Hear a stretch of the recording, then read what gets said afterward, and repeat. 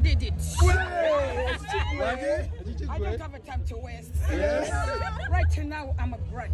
Yes. Mine is so over come here. Tebaina chebanga. Education is the key. Yeah. Wabagamba ne bawakana. But them bawakani. Once. Makelele, I'm on my way. I'm coming. I'm coming. Temuina chemungamba mukwano. Bagambe Makerere, I'm coming for you. Makerere General. Makelele, I'm coming for you. Fulufiga tikidwa naye ekiri eno ekyentegeddeko mbu afunye certificate mujja nazizimu anti era batugamba nti ewiiki ejja bajja kubanga badda mu programu yawe omusunsuze naye bannange ekiri eno Fulufiga omumanyi amanyi okwemulisa era ayogera luzungu lwokka nga we yabagamba nti education is the engine ekyayigendera ddala mu maaso okubanga emukolera ebyamagero ffe tubawa munange okubanga tubikutuusaako byonna byonna ebitambula era ebigenda mu maaso ye akugamba nti abanaku bajja kunyiiga anti yenjogera ye naye tetujja kunyiiga ffe wetuli just kubanga tubatuusaako amawulire agatambula nga tuvuddeko eyo bambi omwana Solo afudde. Solo ono mama we abadde amanyikiddwa nnyo ku mutimbagano ogwo nga mama Solo era abadde atera nnyo okulajjana nnyo ng'alajjanira omwana we nti yalwala ekirwadde ekitategerekeka naye nga akukkuluma nti ebbanga lyalwalizza mwana we taata w'omwana talabikangako. Kasooke nkutwaleko waneeno ng'onaatubuulira ki ekibaddewo.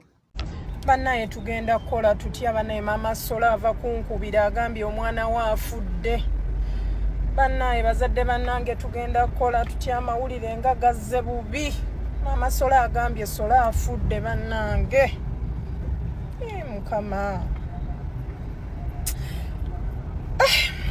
Kama. Nnyo kitalo nnyo era kitalo ddala mama Solo ono oba Solo ono abadde alwalidde akabanga era nga kigambibwa nti ebitundu ebimu ku mubiri gwe byali bya paralyzinga ngali paralyzed era nga n'okulya bambi aliira mu kapiira naye onaabuuziza nti kiki ekyo mama Solo kye yakola taata Solo okutuuka okukyawa omwana we n'atuuka n'okufa nga talinyangayo.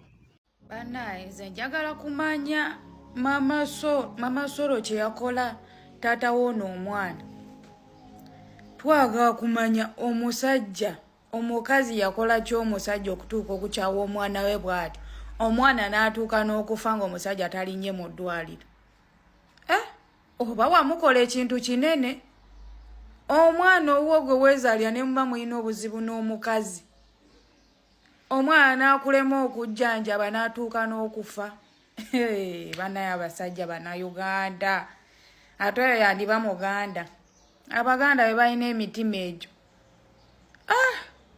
Nze njagala kulaba ene twamulaba naye twagala kumanya ensonga lwaki atuuse omwana we okuva mu nsi nga tagenzeeyo mu ddwaliro okulaba mwana we.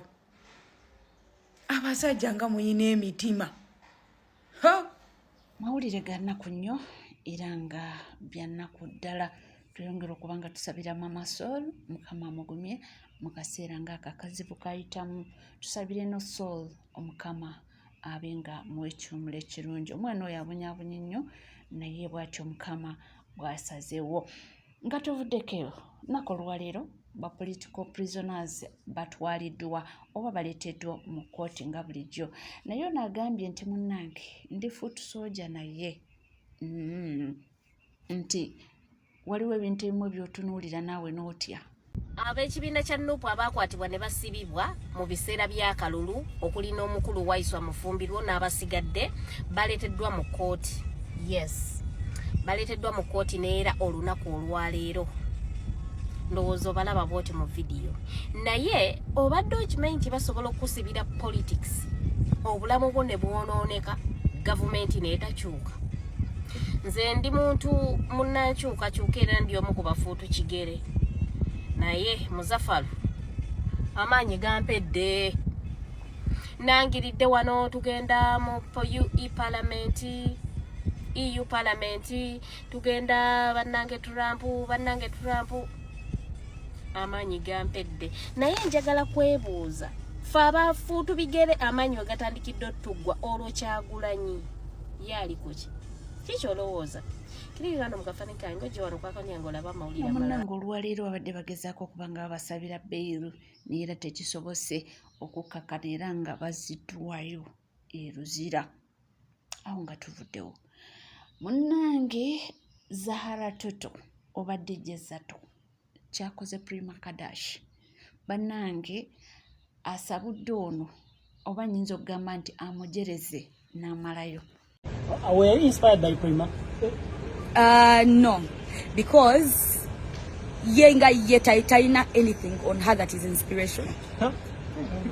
Nedda gwakugwe yali ako inspiring.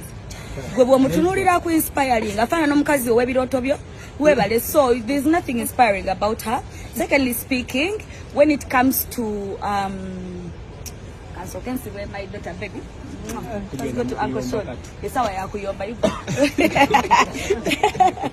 When it comes to businesses have always been there. Nadale bizibu. Bili buli wamu. Buli ensi yo nebi ina. When Rihanna was doing a Fenty brand, teyatunulira nti waliyo maka. Nti waliyo kino yakola chiche. Na chaula kubalala. Did she copy those other brands? No, it was her dream. It has always been my dream to open a business for myself. But I'm not stopping here. Kano binonsi. Samambiro. Yeah. Samambiro. Kati butono. Tutandika butandi. This is just the beginning of my very big vision as a young lady, as a woman, as Zahara Toto. Yeah.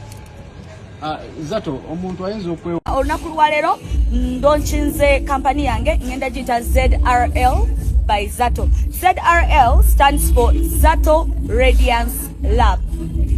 Zato Radiance Lab will be catering for all skin types. Mwizo categorize ngane mugambo yo abo bebatunda ebizigo byokweyerusa. No, honey, come over here. Let me tell you one thing. You see my daughter right here? She's glowing in her skin color.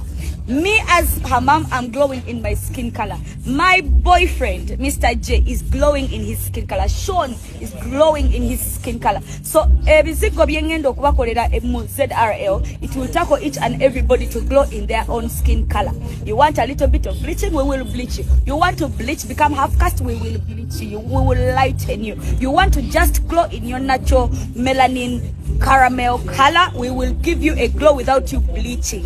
We'll give you ebizigo ebigenda okukulabirira olususu oduzu obuto. People say I don't age. Not so.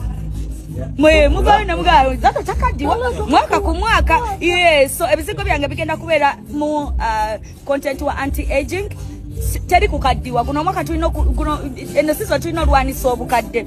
Okitegeera. So jinga bizigo bye oba unveiling brand y'ebizigo bye oyo mukyala Zahara Toto weyogeredde ebyo ebigambo naye ffe tubaawo mpolampola okubanga tukutuusaako amawulire ag'enjawulo tuvuddewo nga tugendako amawulire ag'enjawulo katukutuwaleko esaidi yeno olabe abantu bino engeri gye bayiyamu entambula yaabwe okumakinga sure nti abantu baabwe bakuloosinga amazzi ne batuuka gye babadde bagenda. Bannange abaana b'ebusi bayiiya nnyo mpola tugende mpola kale ndaba waliriza eno abaana b'ebusi rabe bayiiya bannange ndikutengerere basebo ne bannyababa kyenguddeko leero bannaye laba meeri y'ebusi bannaye laba amarogeeto anaye nsabireko bannaye eyo made in ffe bennyini ey'ebusi maama nnyabo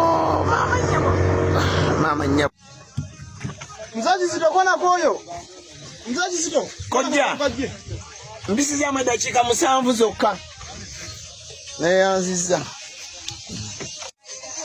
bannaye banabusi akali mu butuufu bannaye abasajja bano abazungu batujjako obuyiiya baffe awo ffe twali tuyiiya eyo emmotoka gy'olaba tuli wano busi ku kizinga naye eyo feri gyolaba erimu eddiini ffe bennyini bannange si ya muzungu. Kati awo omukulu abeera ali mu kuweta. Ogwo gwe muti gwakozesa okuweta, kati ali mu kusala. Banaye Bannayuganda muli bagezi.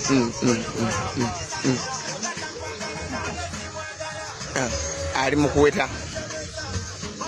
Banaye njabalaga buli simayiramu. Njabalaga ensi eno mugitegeere nti erina ebyayo. Kati awo omukulu ali mu kuweta ekintu ekyo ekyetisse emmotoka yo. Ali mu kuweta ogwo omuti gw'olaba, ali mu kuweta.